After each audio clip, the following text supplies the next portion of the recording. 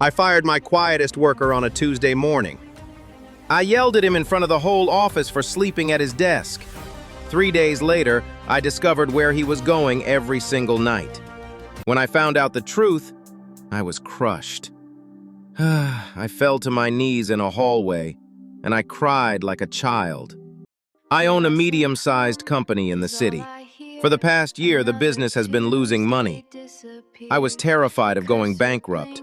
Because of this fear, I became a very strict boss. I wanted people to work fast, stay late, and never complain. I only cared about numbers and rules. My newest employee was a young man named Arthur. He always wore the same faded gray sweater. He never spoke to anyone in the break room. When he first started, he was a great worker, but after 2 months, something changed. Arthur started looking terrible. His skin was pale, and he had dark circles under his eyes. Then, the sleeping started. I caught him resting his head on his keyboard. I woke him up and gave him a harsh warning. He did not give me an excuse. He just looked at the floor and said he would do better. A week later, he was asleep again. I warned him a second time and felt very angry. I told him if it happened one more time, he was gone. He whispered that he was sorry. He said he really needed this job to keep his health insurance. I told him to act like it then. But on that Tuesday morning, I walked past his desk. He was fast asleep and his breathing was heavy. All my stress and anger completely exploded. I slammed my hand on his desk loudly. Everyone in the office stopped typing. They all looked at us in total silence. I yelled at him and called him lazy. I pointed at the door and told him he was fired. Arthur did not argue or yell back. He quietly put his pens in his bag. He looked at me and said, "I understand, sir." He walked out the door and I felt proud of myself. But an hour later, I noticed something on his empty desk. It was a small brown notebook. He must have dropped it in a hurry. I opened the first page out of pure curiosity.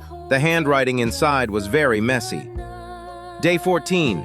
She threw up her medicine today. I frowned and turned to the next page. I am so tired. I fell asleep on the train. But when I see her face, I know I have to keep going. There was a drawing of a little bird. She drew this for me, the messy writing said. I promised I would never leave her side when it gets dark. A cold feeling spread through my chest. Who was he writing about, and why was he so tired? I flipped to the very last page. There was an address written in blue ink. It was not a house or an apartment. It was the address for the City Children's Hospital. I got in my car and drove straight there. The hospital was bright and smelled like strong medicine. A receptionist pointed me to the pediatric cancer ward. I walked out of the elevator. The hallway was quiet, just the soft beep of medical machines. Then, I finally saw him. Arthur was sitting in a cheap plastic chair.